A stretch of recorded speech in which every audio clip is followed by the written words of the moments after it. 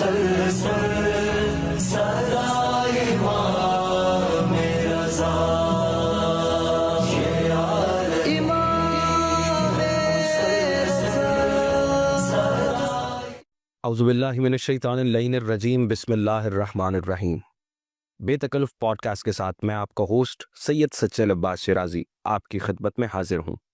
آج ہم امام علی رضا، والی مشہد، ضامن آہو، امام ضامن و سامن کی زندگی کے مختلف پہلوؤں کو ڈسکس کریں گے۔ ہمارے ساتھ سیٹس پر موجود ہیں حجت الاسلام المسلمین علامہ امین شہیدی۔ کیسے مزاج قبلہ؟ الحمدللہ اللہ کا شکر۔ وہ امام علی رضا کہ جو آج ایران پر حکومت کرتے ہیں، آج مولا کا سکہ رائج ہے، اور میرے اپنے شعر ہیں کہ عشق میں ڈوبا پرندہ اڑ کے جائے اب کہاں، ہے تیرا صحن شفا سب سے جدا مولا رضا، اور سامنے گنبد اور میں اپنے مولا سے کہوں، ہوں میں گوہر شاد میں بیٹھا ہوا مولا رضا۔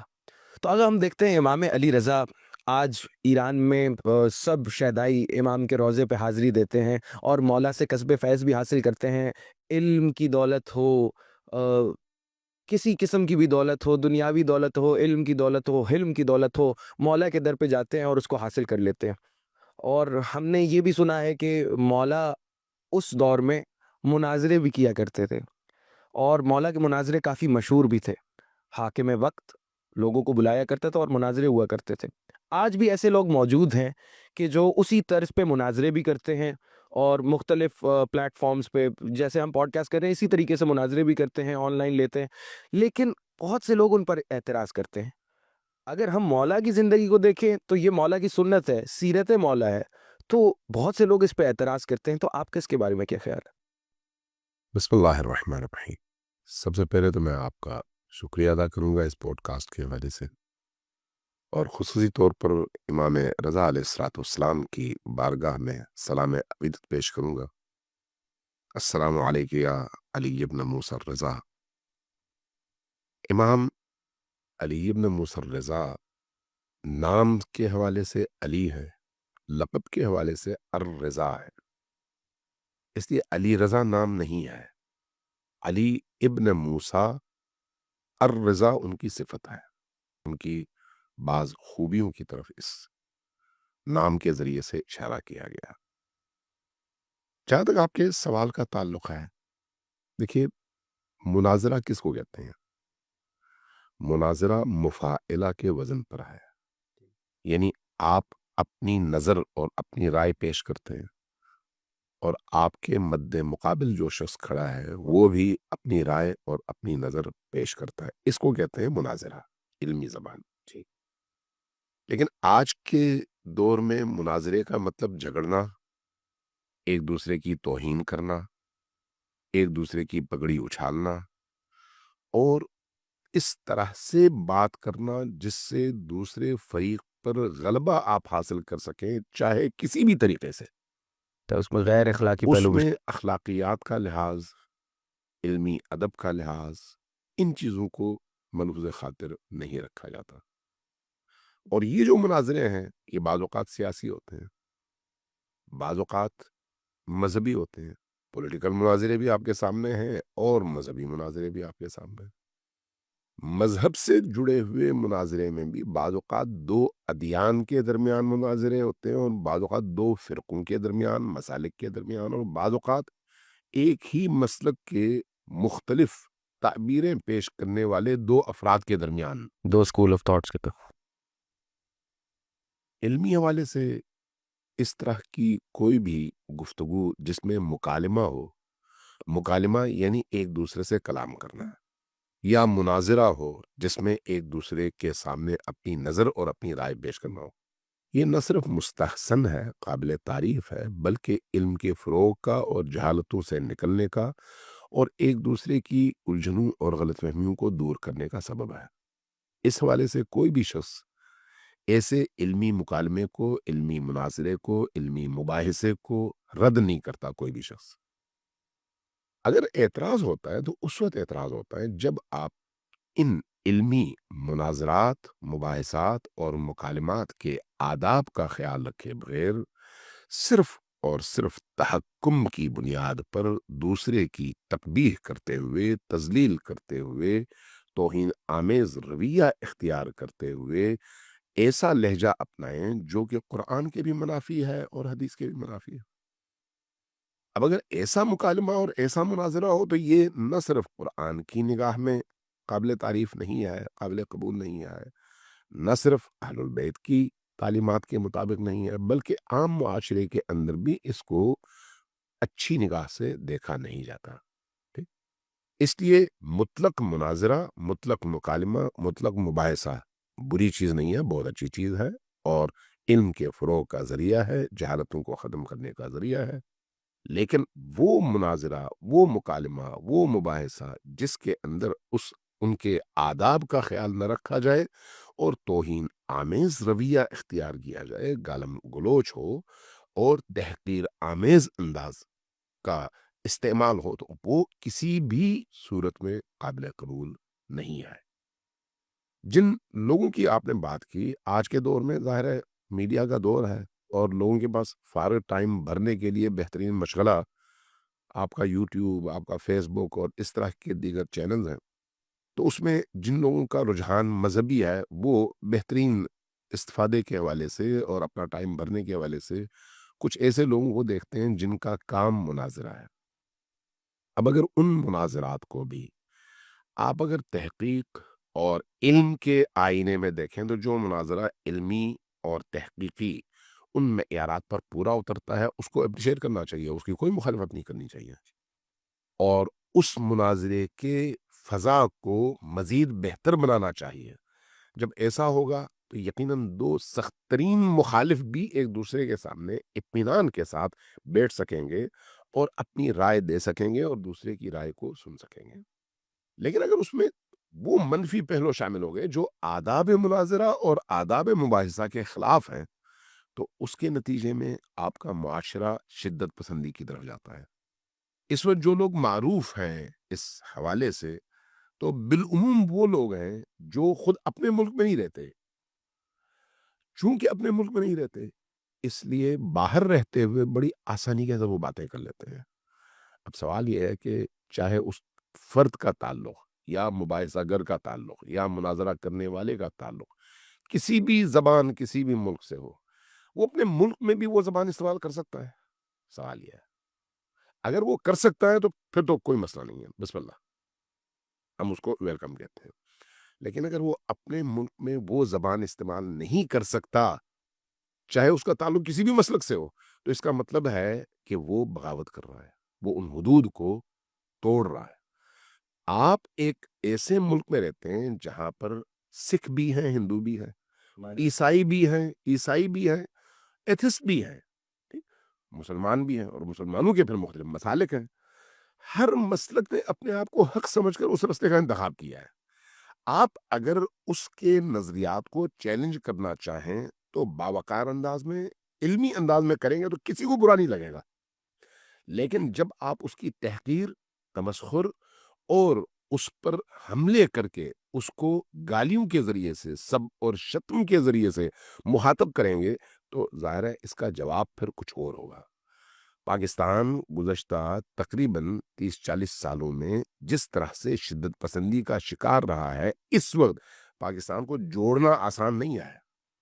جتنے بھی مسالے یہاں پر رہتے ہیں، اس وقت کوئی ایسی چیز نہیں باقی رہی جو پاکستانی قوم کو قوم بنا سکے اور پاکستان میں بسنے والے مسلمانوں کو اسلام کے دائرے میں جوڑ کر رکھ سکے۔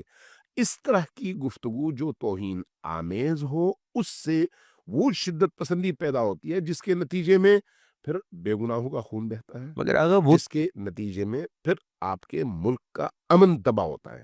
اب ایک سوال ہے، آپ کے اسی ملک کے اندر 100 سے زیادہ چینلز ہیں، 30 سے زیادہ چینلز خبروں کے چینلز ہیں، انٹرٹینمنٹ کے چینلز ہیں۔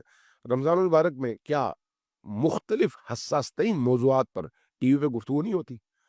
بغیر گالی کے جب ہوتی ہے، بغیر کسی دوسرے کو ہدف تنقید بنائے علمی انداز میں ہوتی ہے، تو وہی باتیں ہو جاتی ہیں اور کوئی جھگڑا بھی نہیں ہوتا، کوئی فساد بھی نہیں ہوتا، ایک دوسرے کو خوش اسلوبی سے اپنے اپنے دلائل پیش کر دیے جاتے ہیں۔ ماننے والا سننے والا خود اس میں اپنا فیصلہ کرے کہ کون سی دلیل درست ہے اور کون سی دلیل غلط ہے. قطع کلامی معاف آگا، لیکن یہ افراد جو کرتے ہیں پوڈ کاسٹ اور اس طریقے کے مناظرے کرتے ہیں، وہ لوگ یہ کہتے ہیں کہ جو آپ نے ابھی میڈیا کی بات کی، الیکٹرانک میڈیا پہ ایسی باتیں ہو نہیں سکتی، تو وہ کہتے ہیں کہ یہ ہمارا بہترین ذریعہ، اور جو لوگ وہاں بیٹھے ہیں ان میں یہ ہمت نہیں کہ وہ ایسی باتیں کر سکیں. تو ان کا تو یہ موقف ہے.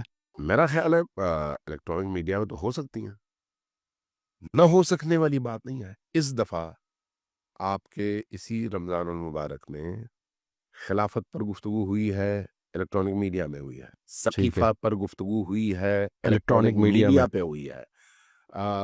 آپ کے حدیث کرتاس پر گفتگو ہوئی ہے، الیکٹرانک میڈیا پر ہوئی ہے.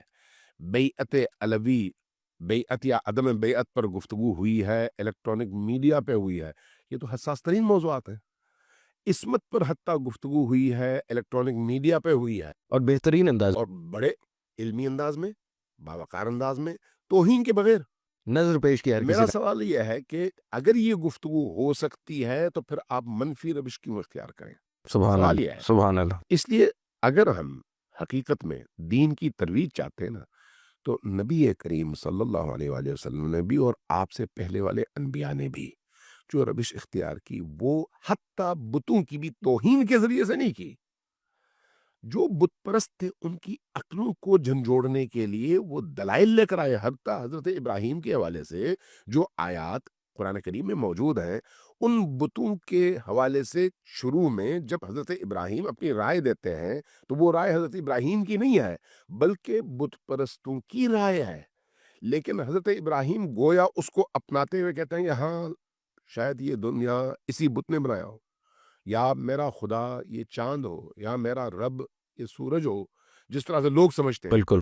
جب وہ ڈوب جاتے ہیں تو کہتے اس ہیں کے نہیں، بعد جو ڈوبے تو وہ تو میرا رب نہیں ہو اس کے سکتا. بعد سوال، اس کا کیا مطلب ہے؟ اس کا مطلب یہ ہے کہ کیا حضرت ابراہیم کو ڈوبنے سے پہلے نہیں پتا تھا؟ وہ اچانک ایک دن سورج نکلا اور ڈوبا، یقیناً پتہ ایک دن چاند نکلا اور ڈوبا نہیں، وہ تو ہمیشہ ان کی آنکھوں کے سامنے تھا. ایسے ہی. لیکن یہ مکالمہ ان بت پرستوں کے ذہنوں کو جھنجھوڑنے اور ان کی عقلوں کو بیدار کرنے کے لیے سبحان اللہ، ایک نشتر ہے، لیکن بڑے ہی مؤدب انداز میں، بڑے ہی مؤدب انداز میں، باوقار انداز. گالیاں دے کر نہیں. نہیں، جو ڈوب جائے وہ میرا خدا نہیں ہو سکتا. جو بت دوسرے بت کا سر نہ توڑ سکے وہ کسی اور کام میں کیسے خود مختار ہو سکتا ہے اور میری کسی مشکل کو حل کر کیسے سکتا ہے؟ حل کر سکتے؟ جب انہی بتوں کے سروں کو توڑ کر بت شکنی کر کے کلہاڑا بڑے بت کے کندھے پر رکھ کر ابراہیم کہتے ہیں کہ ان تمام بتوں کو اس بت نے توڑا ہے، گالیاں تو کہیں نہیں دی، بغیر گالی کے لوگوں کی عقلوں کے ساتھ. کو جگانے کی کوشش کی ہے. یہ مناظرہ بھی ہے، مکالمہ بھی ہے، علمی دعوت بھی ہے، لیکن بغیر سب اور شتم کے، بغیر توہین کے، بغیر گالیوں کے. لہذا ہر وہ مناظرہ جس میں عقل اور منطق ہو اور قرآنی روش کے مطابق ہو وہ مستحسن ہے اور قابل قبول ہے.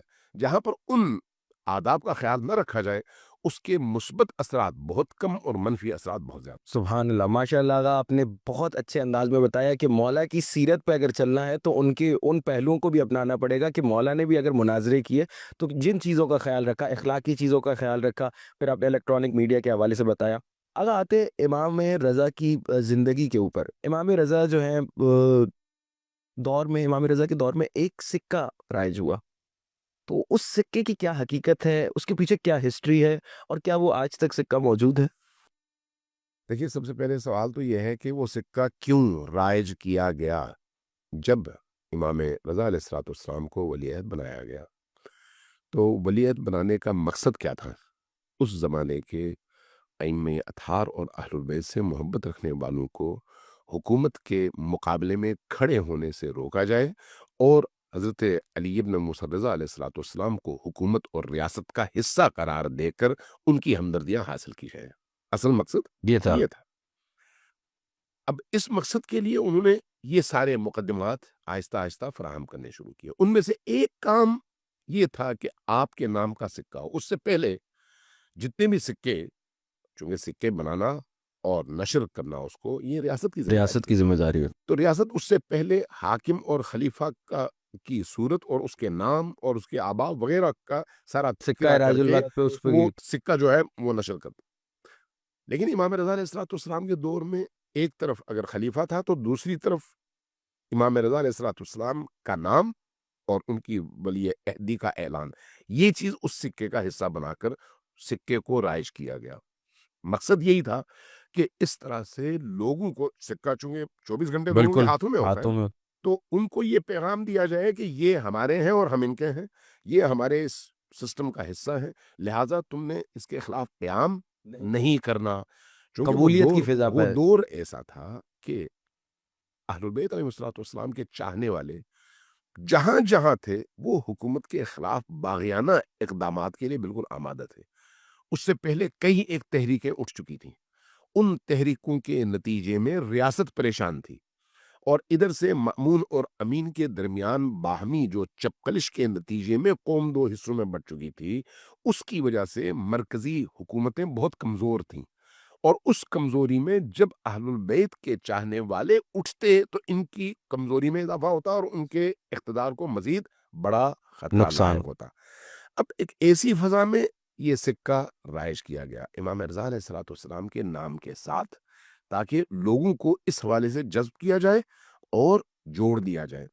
لیکن جو چیز اہم ہے وہ یہ ہے کہ عباسیوں نے جب امویوں کے خلاف قیام کیا تھا نا، تو اس قیام میں ان کا سب سے بڑا نعرہ یہ تھا کہ ہم اہل البیت کا حق اہل البیت کو دلانا چاہتے ہیں، اہل البیت سے محبت۔ حکومت لینے کا مقصد یہ تھا بالکل ان کی۔ اہل البیت کے چاہنے والے تو معاشرے میں موجود تھے، اور ان کے اندر اہل البیت کے لیے ایک بڑی زبردست قسم کی محبت اور مودت موجود تھی، لہٰذا عباسیوں کے اس نعرے کی وجہ سے لوگوں نے عباسیوں کا ساتھ دیا۔ جب ساتھ دیا اور عباسیوں نے تخت اقتدار پر قبضہ کیا، تو اس کے بعد یہ تقریباً امام صادق علیہ السلام کے دور حکومت کی بات ہے، دور امامت کی بات ہے۔ اس کے بعد سے امام جعفر صادق علیہ السلام شہید ہوئے، پھر امام موسیٰ بن جعفر شہید ہوئے، پھر باری آئی امام رضا علیہ السلام کی۔ تو دو ائمہ کی شہادت، اور اس دور میں ائمہ اور اہل البیت کے چاہنے والوں کو جس طرح سے انڈر پریشر رکھا گیا، وہ پر یہ آشکار بھی ہو گیا تھا کہ یہ دونوں شہادتوں کے پیچھے انہی کا ہاتھ ہے۔ تو اہل البیت علیہ السلام کے چاہنے والوں پر جس طرح کے مظالم اس زمانے میں ڈھائے گئے عباسیوں کی طرف سے، اس کے نتیجے میں وہ جو صفحہ تھا وہ پلٹ گیا، لوگ پہلے حمایت کرتے تھے، اب اب جو ہے مخالفت۔ مخالف ہو گئے۔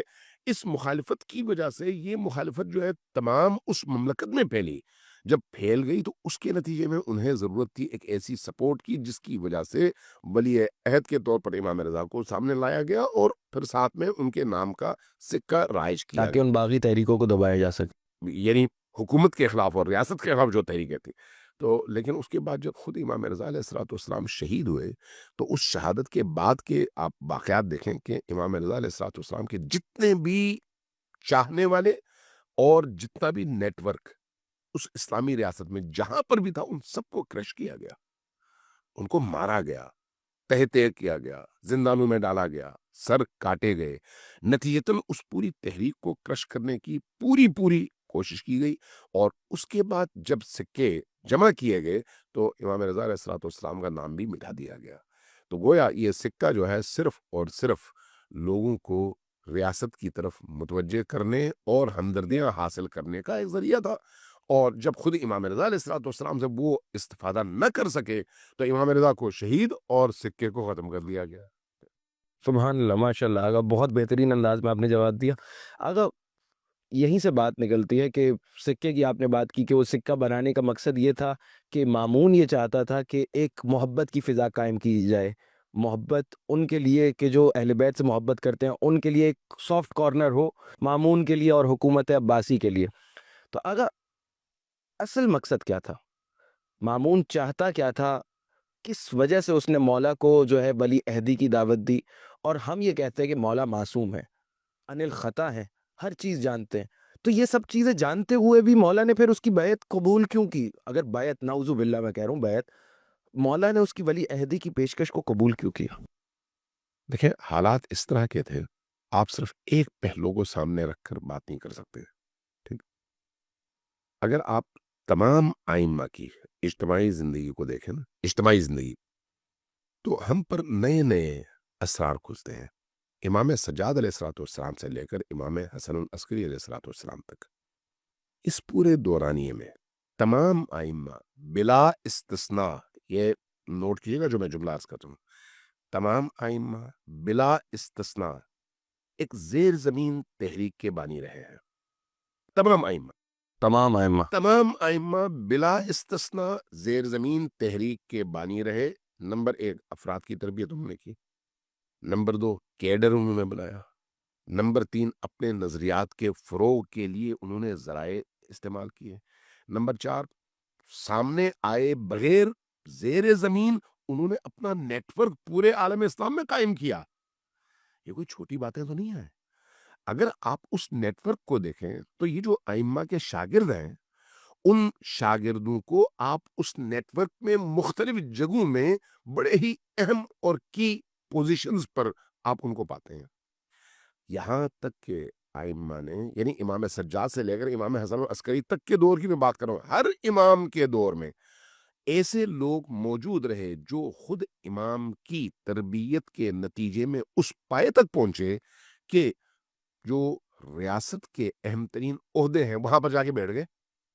امام کی اجازت سے بیٹھے, بظاہر وہ ریاست کا حصہ تھے لیکن باطن میں نمبر 1 ریاست کی طرف سے ہونے والی تمام تر سازشوں سے پہلے خود آگاہ ہوتے تھے, بعد میں امام کو خبر دیتے تھے. نمبر 2 اہل البیت اور ان کے چاہنے والوں کے خلاف جہاں جہاں کوئی قدم اٹھایا جاتا تھا اس سے پہلے ہی وہ باخبر ہوتے تھے اور ادھر اطلاع کر دیتے تھے تاکہ آپ لوگ محفوظ رہیں. ایسے افراد اور موجود رہے جی علی بن یقطین کی شکل میں موجود یہ صرف علی ابن یقطین نہیں ہے, پوری لسٹ ہے. میں اسی لیے کہہ رہا ہوں کہ اس موضوع پر یہ چونکہ بڑا ہی دلچسپ موضوع ہے, ایک پوری سیریز کی ضرورت ہے کہ کیا صرف علی ابن یقطین ہے. نہیں بھائی, ایسا نہیں ہے. بہت سارے افراد ہر امام کے دور میں ایسے لوگ رہے ہیں, ایک نہیں کئی ایک. کچھ کے نام تاریخ میں موجود ہیں جو بڑے ہی نمایاں رہے لیکن بہت ساروں کو ہم نہیں جانتے. ہم نے ایک علی ابن یقطین کا نام سنا ہے, باقی لوگوں کے نام نہیں سنے. اس لیے میں کہہ رہا ہوں کہ ان چیزوں کو تاریخ سے نکال کر پیش کرنے کی ضرورت ہے کہ تمام ائمہ کی زندگی میں یہ جو تحریکی سفر ہے یہ جاری رہا. اس لیے امام سجاد کے دور میں بھی ایسا تھا, امام باقر کے دور میں بھی ایسا تھا, امام صادق کے دور میں بھی ایسا تھا, امام موسیٰ بن جعفر علیہ السلام کے دور میں بھی. امام موسیٰ بن جعفر علیہ السلام کے حوالے سے جو روایات بتاتی ہیں 14 سال آپ جیل میں رہے. 14 سال کیوں رہے؟ کوئی اور امام 14 سال کیوں نہیں رہا ہے؟ سوال تو ہے. سال 1.5 سال مختلف ائمہ مختلف عرصہ کچھ عرصے جیلوں میں گزار کے واپس آئے واپس یا پھر شہید ہو گئے. امام موسیٰ بن جعفر علیہ السلام 14 سال کیوں رہے؟ اس لیے کہ تحریک اتنی مضبوط ہو چکی تھی کہ وہ اگر باہر آتے تو ریاست کے لیے سب سے بڑا خطرہ تھا, خطرت مارنا بھی خطرہ تھا. اس لیے کہ ان 14 سالوں کے دوران آہستہ آہستہ آہستہ آہستہ حکومت نے, ریاست نے امام کے چاہنے والوں کو محدود محدود محدود محدود کرنا شروع کر دیا. یہاں تک کہ جب وہ اس نتیجے پر پہنچے کہ اب اگر کوئی بغاوت کرے تو ہم اس کا سر کچل سکتے ہیں, تو تب امام موسیٰ بن جعفر علیہ السلام کو شہید کیا. شہید اس سے پہلے نہیں کیا, شہید بھی نہیں کر سکتے. شہید بھی نہیں کر سکتے تھے. اور جب وہ شہید کیا تو تب بھی جب میسج پہنچایا تو کہا کہ لوگوں آؤ دیکھو کوئی زخم کا نشان ہے, کوئی حملہ ہے, کوئی ایسی چیز ہے جسے پتا چلے کہ کسی نے مارا, یہ اپنی موت آپ شہید طبعی ہوئے. موت. ٹھیک ہے, یعنی یہ تاثر دینے کی کوشش کی. اس کی وجہ وہ خوف کس سے؟ معاشرے سے. معاشرے میں کیا کوئی 2-4 لوگ تھے جن سے خوف تھا؟ نہیں, معاشرے کے اندر اہل البیت کے چاہنے والوں کی ایک بہت بڑی تعداد تھی, لہذا ان کا خوف تھا کہ وہ بغاوت نہ کریں. امام رضا علیہ السلام نے امام موسیٰ بن جعفر کے بعد امامت کا منصب سنبھالا ہے, ایسا ہی ہے نا؟ ایسے اب جب امامت کا منصب سنبھالا تو ان کو اپنے سابق ان تمام تجربات کا اندازہ تھا, اور یہ اندازہ تھا کہ اس وقت نیٹ ورک بہت بڑا ہے لیکن پریشر بھی اتنا ہی زیادہ ہے. لہٰذا اگر میں تھوڑا سا آگے پیچھے کرتا ہوں, روکنے کی کوشش کرتا ہوں اور بغاوت کرتا ہوں تو اس میں جان جاتی ہے. امام کو یہ ذہن میں رکھیں, کبھی بھی اپنی جان کی فکر نہیں ہوتی, اپنے مقصد کی فکر ہوتی ہے. آیا اس مقصد کو زندہ رہ کر بچایا جا سکتا ہے یا مر کر؟ دونوں صورتوں میں امام اپنی ذمہ داری پوری کرتے ہیں. لہذا امام رضا علیہ السلام نے جب یہ دیکھا کہ اس وقت ولایت عہدی کی قبولیت کے نتیجے میں جو مفادات تشیع کو, پیروکاروں کو, اسلام اور حقیقی دین کو حاصل ہو سکتے ہیں وہ قید اور زندان میں نہیں ہو سکتے. لہذا امام علی ابن موسیٰ رضا علیہ الصلوۃ والسلام نے خلافت کے حوالے سے اس ولایت عہدی کو قبول کیا. اب ذرا غور کریں کہ امام رضا علیہ الصلوۃ والسلام کی عمر خود خلیفہ سے 20-25 سال زیادہ ہے. ایسے ہی تو کہاں عقل کے مطابق ہے کہ تسلیم ایک کر بڑی عمر کا بندہ ایک نوجوان کا جانشین بن جائے اور ولی عہد بن جائے. تو قبول کرنے کی وجہ امام بھی جانتے ہیں اور عوام بھی جانتی ہے. اس لیے امام نے جو بات کی وہ کیا ہے, ادھر سے ولایت عہدی کو قبول کر کے اس سسٹم میں داخل ہو گئے, ادھر سے یہ شرط رکھی کہ میں حکومت کے کسی بھی معاملے میں دخالت نہیں کروں گا, انٹرفیئر نہیں کروں. میں اس کا حصہ نہیں بنوں گا. ہاں نام تم استعمال کر سکتے ہو, نام استعمال کرنے سے حکومت سمجھتی تھی ہم فائدہ اٹھائیں گے, لیکن ان کو نقصان ہی ہو رہا تھا. اور امام ایونچولی سمجھتے تھے, مولا کو ہاں امام یہ سمجھتے تھے کہ اس نام کے استعمال سے عوام کو یہ فائدہ ہے کہ وہ شعوری طور پر اس منزل پر ہیں کہ ان کو پتہ ہے کہ بھئی یہ مجبوری کی وجہ سے انہوں نے قبول کیا ہے, لیکن وہ جو سامنے حکمران ہے وہ دشمن ہے. ٹھیک, اب جانتے ہیں. امام نے اس ولایت عہدی کو قبول کرنے کے بعد بھی جو ایکٹس کیے ان اقدامات پر آپ غور کریں. مثلا جب کہا گیا عید کی نماز پڑھائیں تو فرمایا کہ میں عید کی نماز کے لیے پھر اسی طرح آؤں گا جس طرح سے رسول خدا نے خدا آیا. ٹھیک, اب جب لوگوں نے یہ دیکھا کہ فرزند رسول اس انداز میں آ رہے تو سارا شہر امٹ عمر پڑا. آیا. یہ جب منظر دیکھا کہ بھئی لاکھوں لوگ ہیں امام کے آگے پیچھے اور ایک ولولہ ہے, ایک جوش ہے, تو ان کو کہیں عمر روکنا پڑا کہ نہیں بھئی آپ واپس چلے جائیں. کیوں؟ اس لیے کہ دیکھا کہ ولایت عہدی کے باوجود لوگوں نے ان کو اس حکومت کا حصہ نہیں سمجھا, رسول کا فرزند سمجھا. جو مقصد امام رضا کا تھا وہ انہوں نے حاصل کر لیا. ایکسیپٹنس جو والا جو آپ کے حکمرانوں کا مقصد تھا وہ اس میں فیل ہو گئے, باوجود اس کے کہ آپ کو ولی عہد بنا کر وہ سمجھتے تھے کہ لوگوں کو دھوکہ دینے میں کامیاب ہو جائیں گے. سبحان اللہ سبحان اللہ سبحان اللہ. لیکن اگر دیکھا جائے تو اس میں ایک اور بھی بات نکلتی ہے. ہم نے محرم الحرام میں دیکھا, ہمارے اپنے ممبر سے یہ بات ہوئی کہ مولا کی نعوذ باللہ گردن میں بیعت کا طوق تھا.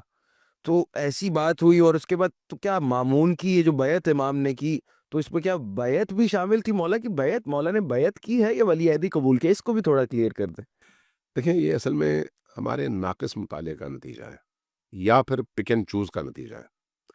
میں قرآن کریم سے ایک آیت اٹھا کر کہوں لا تقربوا الصلاۃ, تو سننے والا کبھی بھی یہ مجھ پر اعتراض نہیں کر سکتا کہ آپ نے قرآن کی آیت غلط پڑھی ہے. میں نے تو بالکل درست پڑھی ہے, قرآن کی آیت ہے یہ لا تقربوا الصلاۃ, لیکن میں نے اس کے نہ پہلے حصے کو لیا نہ بعد کے حصے کو لیا. نتیجتاً ایک جملے کو نکال کر میں نے گمراہی کا راستہ اختیار کیا. لا تقربوا الصلاۃ کا کیا مطلب ہے؟ نماز کے قریب بھی نہ جاؤ. کیا قرآن نے یہ کہا؟ نہیں, بالکل کیا خدا نے یہ کہا؟ بالکل نہیں. لیکن اگر آپ اسی جملے کے پہلے اور بعد والے حصے کو جوڑ کر دیکھیں گے تو اس کے بعد آپ پر بات کلیئر ہو جائے گی. ائمہ کی بیعت کا مسئلہ بھی ایسا ہی ہے. دیکھیں سب سے پہلی بات تو یہ ہے کہ ائمہ کا جو بھی قدم ہے جان بچانے کے لیے نہیں ہے, یہ ذہن میں رکھیں. جان ان کی نگاہ میں قیمتی نہیں ہے, ان کی نگاہ میں دین قیمتی ہے. دین کی سلامتی زیادہ. دین قیمتی ہے, دین کے لیے جان جاتی ہے, سو بسم اللہ 100 دفعہ جائے, اور اگر بچتی ہے تو 100 دفعہ بچے. امیر المؤمنین علی ابن ابی طالب تو تمام ائمہ کے والد اور جد ہیں نا. ایسے ہی احد میں وہی امیر المؤمنین نبی کریم کی بارگاہ میں آئے, آنسو سے روتے ہوئے فرمانے لگے یا رسول اللہ آپ نے وعدہ فرمایا تھا کہ اے علی تم شہید ہو جاؤ گے, میں بچ گیا ہوں. اپنے بچنے پر ماتم کر رہے ہیں اور رو رہے ہیں. تو کیا امیر المؤمنین کی جان سے زیادہ اس کائنات میں کوئی چیز قیمتی ہے؟ رسول کریم نے فرمایا کہ ہاں تم شہید ہو گئے, لیکن ابھی تمہیں بہت کچھ کرنا ہے, صبر کرو, حوصلہ رکھو, یہ سارے کام کر لو, اس کے بعد اللہ وہ موت بھی تمہیں دے گا. ائمہ موت سے نہیں ڈرتے. جب فزتو برب الکعبہ کا اعلان. ائمہ موت سے نہیں ڈرتے. موت ان کی نگاہ میں معشوقہ ہے, لہٰذا موت کے خوف کی وجہ سے بیعت کا تصور ایک باطل تصور ہے, اور ایک ایسا تصور ہے جو ائمہ کی معرفت نہ ہونے کی وجہ سے کسی میں جنم لے سکتی ہے. اس لیے اس بات کو پہلے ہمیں سمجھ لینا چاہیے. اس کے بعد جو چیز سمجھنے والی ہے وہ یہ ہے کہ ائمہ اطہار علیہ الصلوۃ والسلام نے اس زمانے کے تقاضوں کے مطابق اس رستے کا انتخاب کیا جس رستے کے ذریعے سے اجتماعی طور پر دین کی نہ صرف حفاظت ہو سکے بلکہ دین سربلند ہو, لوگوں کو دین کے سہارے سے زندگی گزارنے کا موقع ملے. لہٰذا اس طرح کی تمام روایات کو اس اینگل سے اور اس پس منظر میں دیکھنے کی ضرورت ہے. اب وہی روایات جس میں ائمہ کی بیعت کا تذکرہ ہے، یا وہ روایات جس میں ائمہ خلفاء کی، خلفائے اموی ہوں، یا خلفائے عباس. خلفائے عباسی، ان کی کہیں پر تعریف کر رہے ہیں. بعض روایات ایسی ہیں، سوال یہ ہے کہ وہ روایات کس حد تک قابل وثوق ہیں. سب سے پہلا سوال یہ ہے، اس پہ خود ہمارے جو حدیث شناس علماء ہیں ان کی ایک مفصل بحث ہے اس میں کہ اس روایت کا پس منظر کیا ہے. بعض اوقات اس طرح کی روایت کا راوی خود اپنی جگہ اپنی ذات میں ایک صادق انسان کہلاتا ہے، لیکن اس کا باپ دربار کا منشی تھا اور اس کی پرورش دربار میں ہوئی تھی، ٹھیک، اور دربار میں اس نے اپنے باپ سے یہ سنا تھا کہ امام نے ایک خط لکھا ہے. کس کو؟ خلیفہ کو. اس کی تعریف میں، اس کی توثیق میں، اس کی والدہ کی وفات پر تعریف کرتے ہوئے اور اپنے آپ کو ان پر نچھاور کرتے ہوئے یہ بات اس نے اپنے باپ سے سنی. تھرڈ پارٹی ہاں، اور باپ جو ہے وہ خود خلیفہ کا منشی منشی ہے. ٹھیک ہے. اب یہ بیٹا بعد میں آیا، شیعہ ہو گیا اور امام کے مصاحبین میں شامل ہو گیا، لیکن اس کی وہ روایت اس زمانے کی ہے، وہ موجود. ٹھیک ہے، اس زمانے کی ہے. اب اس زمانے کی روایت آج جب ہمارے سامنے آئے گی تو ہم اس روایت کو دیکھ کر یہ سمجھیں گے کہ اچھا اس نے کہا ہے. اس نے کب کہا ہے؟ تب جب یہ خود بھی اس سسٹم کا حصہ تھا. ٹھیک، تو اب جب اس سسٹم کا حصہ تھا اور کوئی بات کہی ہے تو وہ بات کیا اس زمانے کی بات کے ساتھ میچ کرتی ہے جب وہ اس سسٹم کا حصہ نہیں تھا؟ ایک بندہ آج کے دور میں بھی، جو آج آپ سیاسی حالات دیکھتے ہیں، پیٹ سے نکلتے ہی ایک بیان دیتا ہے جو آپ کے سامنے بہت ساری اس طرح کی چیزیں، اور جب وہ آزاد ہوتا ہے تو تب بھی ایک بیان دیتا ہے. تو لوگ خود ان دو بیانات کو دو مختلف زمانوں کے پس منظر میں دیکھتے ہوئے ایک کو سچ سمجھتے ہیں اور دوسرے کو جبر. ٹھیک ہے، تو روایات میں بھی تو ایسا ہی ہے. آج ہمیں جس چیز کی تحقیق کی ضرورت ہے وہ یہ پس منظر ہے. اس پس منظر کو دیکھے بغیر میں صرف اگر ایک جملہ اٹھا کر کہوں دیکھو امام نے بیعت کی تھی، تو اس سے زیادہ گمراہی، قرآن والی بات کی کہ نماز کے قریب بھی مت جاؤ، تو اس سے بڑھ کر گمراہی اور کیا ہو سکتی ہے. اس لیے ائمہ کے حوالے سے یہ بات ذہن میں رکھیں کہ ائمہ علیہ الصلوۃ والسلام نے اپنی پوری زندگی جد و جہد میں گزاری ہے، اعلانیہ بھی، مخفیانہ بھی، زیر زمین بھی اور زمین کے اوپر بھی. جہاں جس چیز کا موقع تھا وہاں پر انہوں نے وہ کام کیا ہے. ایسا کوئی امام ان 12 ائمہ میں نہیں ہے جو خاموشی سے گھر بیٹھا ہو اور مسلح سے وہ نہ اٹھا ہو. ایسا کوئی امام نہیں ہے. اور اگر وہ امام ہے تو ایسے امام کو اللہ امام نہیں بناتا جو اپنے زمانے کے اللہ کے دشمن فرعون وقت کو، شداد وقت کو، طاغوت وقت کو للکار نہ سکے. وہ امام کیسا؟ امام کا مطلب یہ ہے کہ طاغوتوں کے مقابلے میں انسانوں کو غلامی سے چھڑا کر اللہ کی غلامی میں دے. اور اگر یہ بات تو روزہ روشن کی طرح واضح ہے، کیونکہ وہ خود ائمہ کے وہ فرامین میں سے ہے کہ بھائی جو حدیث یا کوئی ایسی بات ہم سے تم نے سنا ہو کہ ہم سے نقل ہوئی ہے اور وہ قرآن سے میل نہ کھاتی ہو تو اس کو دیوار پہ دے مارو. تو یہ بات تو بالکل واضح موجود ہے. تو پھر بھی ایسے لوگوں کا اس طریقے سے کہنا، میں نے عرض کیا کہ ناقص مطالعہ، یا پھر شاید میں آگے کچھ نہیں کہتا. جگہ ہم دیکھتے ہیں کہ جب امام نے ولی عہدی قبول کر لی اور اس کے بعد حاکم وقت کے ساتھ دربار میں بھی حاضر ہوتے تھے، تو حاکم وقت نے مناظرے کے لیے بہت سے لوگوں کو بلایا. تھوڑا سا واضح کریں، کیا یہ مناظرے بند کمرے میں ہوتے تھے یا اجتماعی لیول پہ ہوتے تھے؟ ان مناظروں کا مقصد کیا تھا؟ مناظرے کن کے ساتھ کیے جاتے تھے؟ دیکھیے، مناظرے تمام ائمہ نے کیے ہیں تقریباً، کسی نے زیادہ کسی نے کم. امام صادق علیہ الصلوۃ والسلام سے بھی مناظرے کے حوالے سے بہت ساری روایتیں منقول ہیں. امام رضا علیہ الصلوۃ والسلام سے بھی ہیں اور بعض دیگر ائمہ سے بھی. ان مناظروں کا اپنا اپنا پس منظر ہے. جب ہم امام رضا علیہ الصلوۃ والسلام کی بات کرتے ہیں نا، تو امام رضا علیہ الصلوۃ والسلام کو یہ سب کچھ جو مقتدر حلقوں کی طرف سے میدان دیا گیا اس کی وجہ تھی. اس کی ایک بنیادی وجہ یہ تھی کہ کسی طرح سے ان کو لوگوں کی نظروں میں گرایا جائے. اب یہ چیز امام صادق علیہ الصلوۃ والسلام کے حوالے سے بھی آپ کو نظر آتی ہے، امام موسیٰ بن جعفر کے حوالے سے بھی اور امام رضا کے حوالے سے بھی. لوگوں کی نظروں سے گرانے کے لیے کیا کرتے تھے؟ مختلف جو ادیان اور مکاتب فکر ہیں ان کے بڑوں کو بلایا کرتے تھے اور اسے کہتے تھے سوال کرو اور ان کو دیوار سے لگاؤ.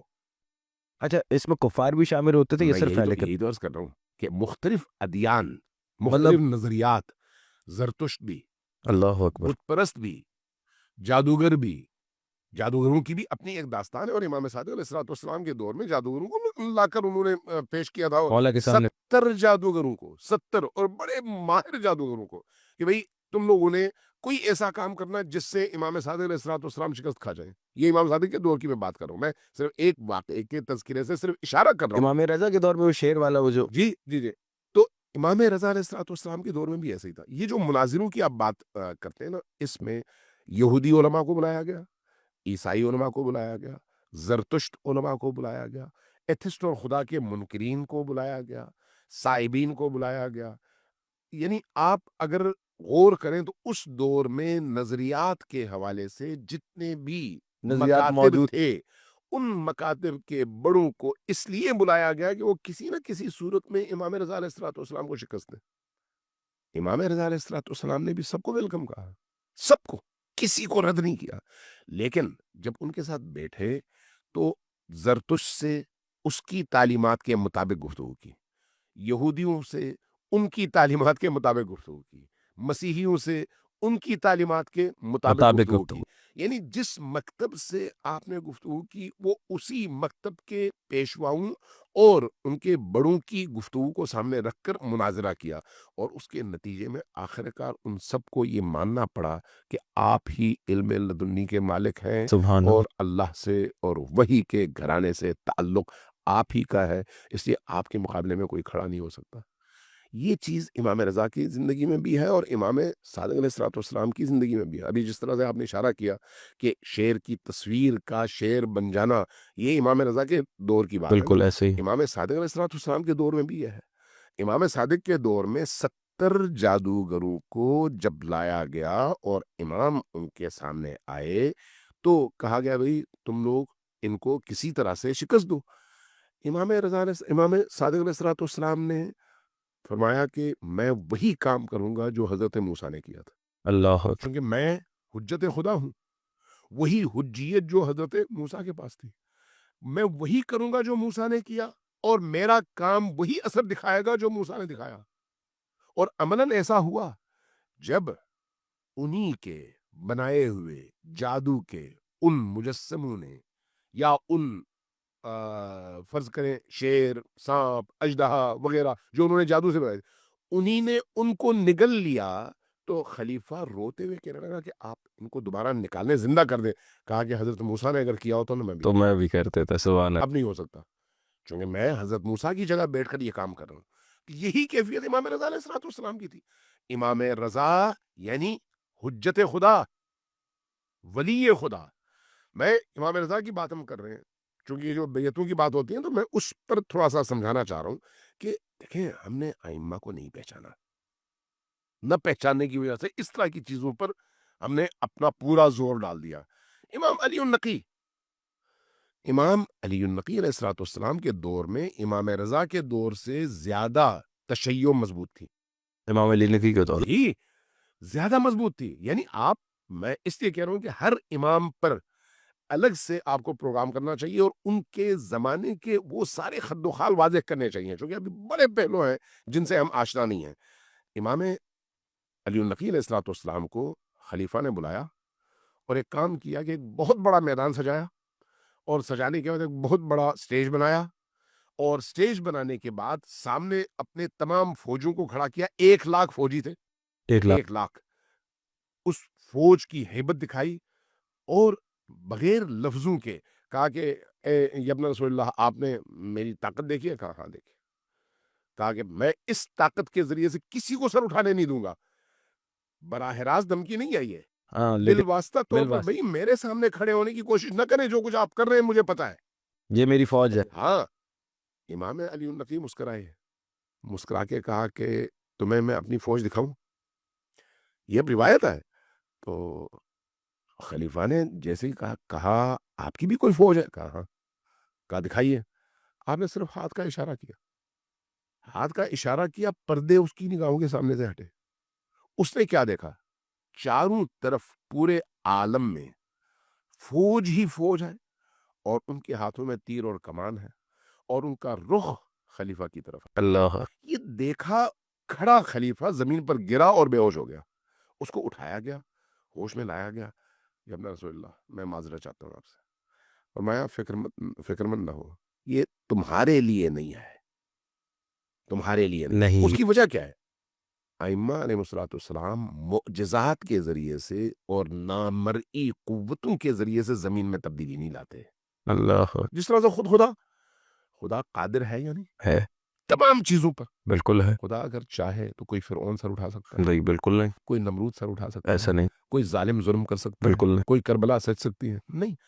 تو خدا کیوں یہ سب کچھ ہونے دیتا ہے؟ اختیار. اس لیے کہ انسان شعور کی بنیاد پر اپنے زمانے کے طاغوت کے خلاف اپنے زور بازو کے ساتھ اٹھے اور اپنے خدا پر یقین کے ساتھ اٹھے. ورنہ اگر اللہ چاہے تو دنیا میں کوئی مشرک پیدا ہی نہ ہو، کوئی ظالم پیدا ہی نہ ہو.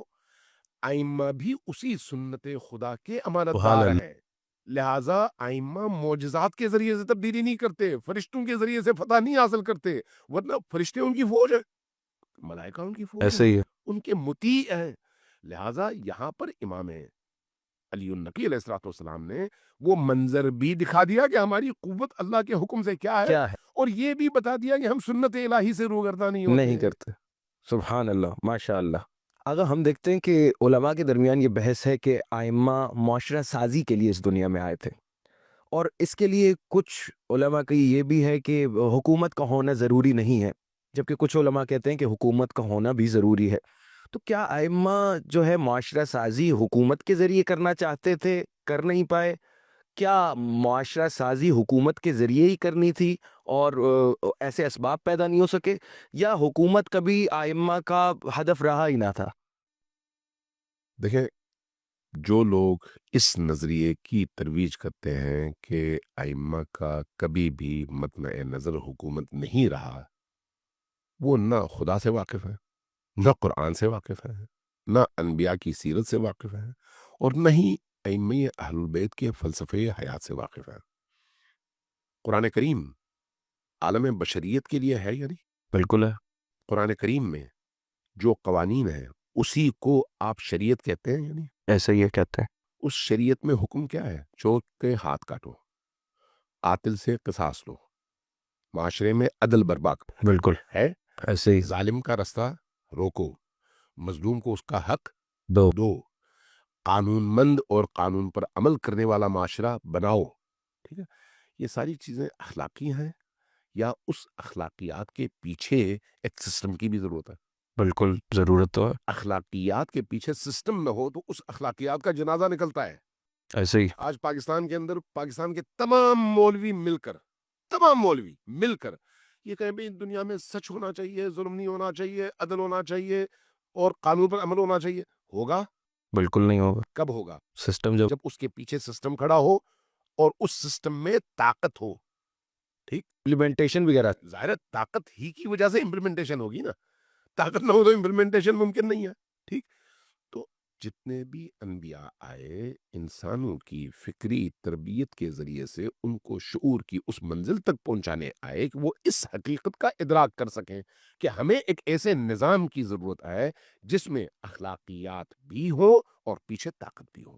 اسی طاقت کو آپ ریاست اور حکومت کہتے ہیں. ہمارا ثقیفہ میں اختلاف کیا ہے؟ اگر صرف اخلاقیات ہیں تو امیر المؤمنین سے ان اخلاقیات کا حق کوئی چھین سکتا ہے؟ بالکل نہیں چھین سکتا. امیر المؤمنین سے ثقیفہ میں جو چیز چھینی گئی وہ کیا ہے؟ حکومت. وہ ان کی حکومت ہے. بالکل. ورنہ معنوی ولایت کس کا باپ ان سے چھین لیکن سکتا ہے؟ پھر ایک سوال اور بھی یہاں اٹھتا ہے کہ بہت سے لوگ کہتے ہیں کہ مولا سے جب چھین لی گئی تو اس کے بعد پھر ائمہ نے جو ہے اس سے روگردانی اختیار کر لی. روگردانی کیسے کی؟ کیا امام حسن مجتبیٰ نے شوق سے جا کر معاویہ سے صلح کی یا مجبوری میں؟ امام حسین نے جو شہادت دی روگردانی کا نتیجہ تھا یا جد و جہد کا؟ امام زین العابدین نے قید بھی برداشت کی اور اس کے ساتھ زیر زمین پورا نیٹ ورک بھی بنایا. یہ اس جد و جہد کی علامت ہے یا روگردانی کی؟ امام باقر اور امام صادق کے دور میں جو زمینی حقیقتیں ہیں وہ تو یہ بتاتی ہیں کہ انہوں نے ایک پورا نیٹ ورک بنایا پورے عالم اسلام میں، اور اس نیٹ ورک کی خصوصیات آپ دیکھیں تو آپ کو حیرت ہوگی۔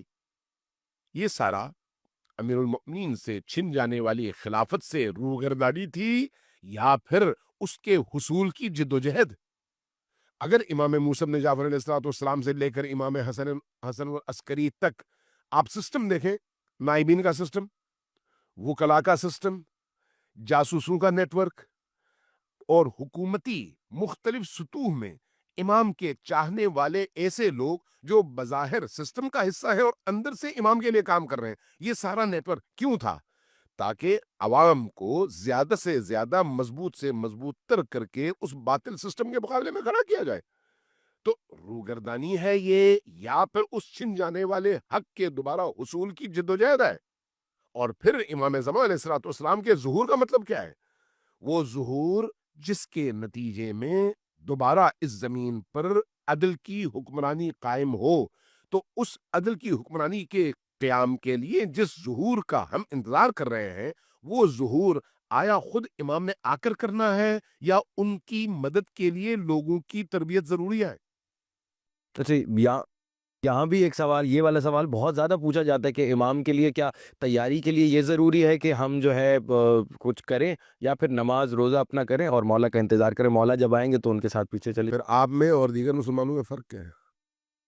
دیگر مسلمان بھی تو امام مہدی کو مانتے ہیں، کون سا ایسا مسلمان ہے جو امام مہدی کے ظہور کا قائل نہ ہو؟ نہیں، وہ لیکن ہم کہتے ہیں کہ ان کا نماز وغیرہ کا سلسلہ جو ہے وہ پڑھتے ہیں نا، وہ بھی پڑھتے ہیں نا۔ وہ کون سا مسلمان ہے جو نماز نہیں پڑھتا؟ آپ کے اسی بنوریا کے مفتی نظام الدین شامزئی نے امام مہدی پر کتاب لکھی ہے، ظہور مہدی پر، بہترین کتاب ہے۔ وہ کتاب اگر آپ نام ہٹا دیں تو آپ کہیں گے یہ تو شیعوں کی لکھی ہوئی ہے۔ اچھا، لکھی انہوں نے ہے۔ اس کا مطلب ہے مہدوی نظریے پر تمام مسلمان مشترک ہیں، تمام مسلمان متفق ہیں، چاہے وہ دیوبندی ہو، بریلوی ہو، اہل حدیث ہو یا شیعہ، سب متفق ہیں۔ فرق کہاں پر ہے؟ انتظار کی کیفیت میں۔ باقی لوگ یہی بات کرتے ہیں کہ آرام سے آپ اپنی نماز پڑھیں، اپنا روزہ رکھیں، آپ کو سیاست سے کیا تعلق ہے، آپ کو جابروں سے کیا تعلق ہے، ظلم ہونے دیں، امام مہدی آئیں گے تو خود کریں گے۔ بھئی اگر امام مہدی نے آ کر خود کرنا تھا تو انبیاء کے بھیجنے کی ضرورت کیا تھی؟ انبیاء آئے لوگوں کو تیار کرنے کے لیے، لوگوں کا سہارا نہ ملے تو انبیاء بھی کچھ نہیں کر پاتے۔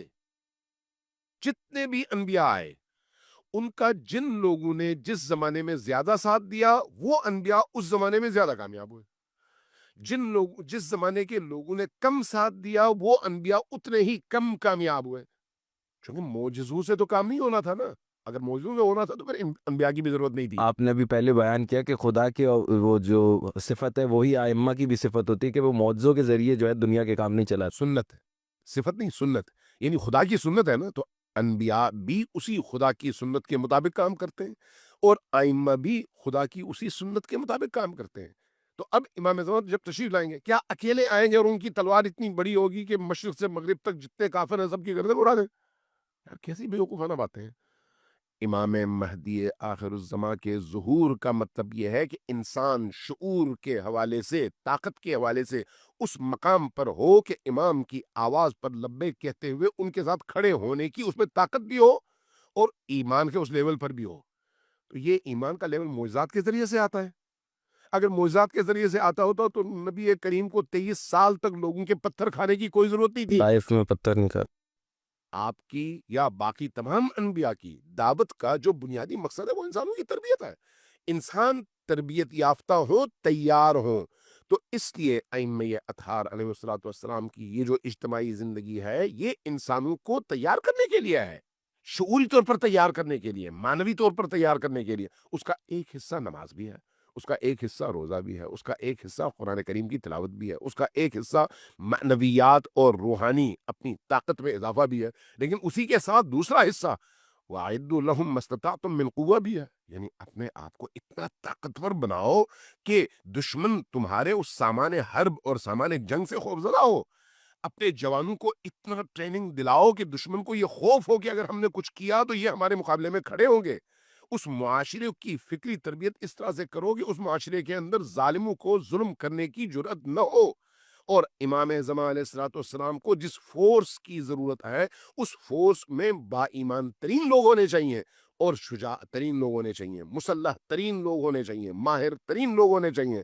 تو وہ جو اپنے اپنے فیلڈز کے ماہرین ہیں، معنوی اس قوت کے ساتھ، اس کے بغیر نہیں، معنوی اور روحانی اس کی قوت اور ایمان کے ساتھ، تو ایسے افراد کا ہونا، کیا یہ کوئی فصل ہے کہ آپ نے بیج بو دیا اور خود بخود وہ فصل تیار ہو گئی؟ نہیں، یہ تربیت ہے۔